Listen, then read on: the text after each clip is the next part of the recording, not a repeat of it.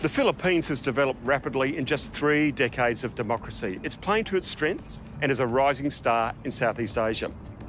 How does an emerging economy like this maintain sustainable growth and take the next leap forward? I spoke to the Asian Development Bank to find out.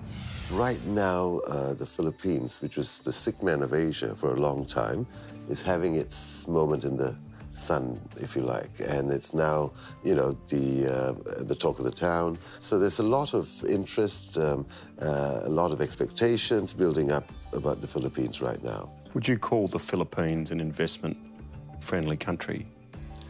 I think the Philippines is an investment-friendly country and is becoming friendlier. And that's the important thing.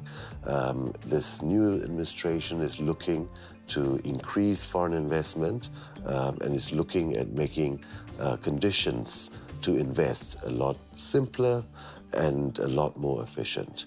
Addressing things like corruption is going to be a critical part of improving the overall investment climate. The Philippines is famous for having the large skilled workforce, a lot of English speakers, but of course a lot of people leaving with the brain drain.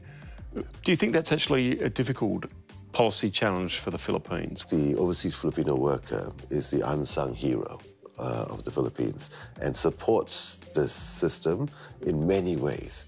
But you're absolutely right. The Philippines is exporting its greatest resource, its people, right?